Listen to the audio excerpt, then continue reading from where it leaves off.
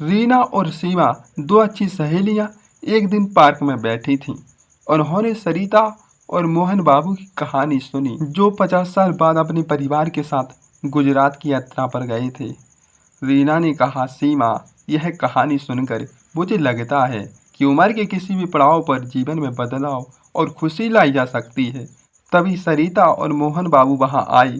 सरिता ने कहा, हमारी यात्रा ने हमें बचपन की यादें ताज़ा कर दी, अपने परिवार के साथ समय बिताया और जीवन की सच्ची खुशी का एहसास किया।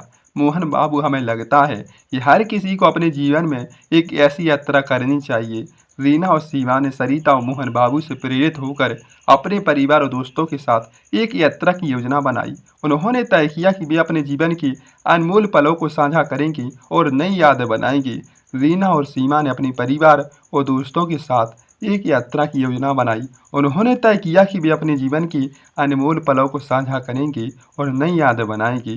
सरिता और मोहन बाबू ने उन्हें यात्रा के लिए आशीर्वाद दिया और कहा, हमें पता है तुम्हारी यात्रा सफल होगी। तुम्हारे जीवन में खुशी और उत्साह बनाए रखने के लिए यह यात्रा बहुत ही महत्वपूर्ण है।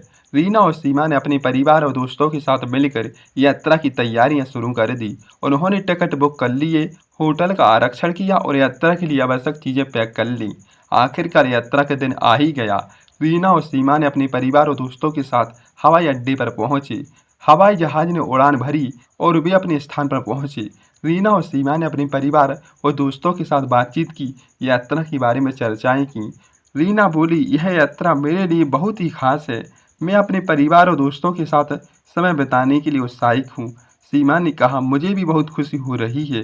यह यात्रा हमारे जीवन में नई ऊर्जा और उत्साह को बनाए रखने में मदद करेगी। रीना और सीमा हवाई जहाज से अपने स्थान पर पहुंचे। वे अपने परिवार और दोस्तों के साथ उतरे और नए शहर की खूबसूरती को देखकर मंत्रमुग्ध हो गए। उन्होंने अपने होटल में जाने के लिए टैक्सी ली और वहां पहुंचकर आराम किया। शाम को वे शहर की सैर करने निकले। रीना, यह शहर कितना खूबसूरत है, मैं यहाँ पहले कभी नहीं आई। सीमा बोली, हाँ, यह अपनी संस्कृति और इतिहास के लिए प्रसिद्ध है।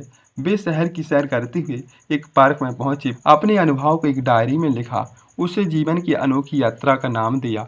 वे चाहते उनकी यात्रा को दूसरे भी प्रेरित हुए, उन्हें अपने जीवन में खुशी और उत्साह को बनाए रखने में मदद करे। कुछ समय के बाद रीना और सीमा की डायरी पुस्तक के रूप में प्रकाशित हुई। उस पुस्तक ने कई लोगों को प्रेरित किया, उन्हें जीवन में खुशी और उत्साह बनाए रखने के लिए मदद की।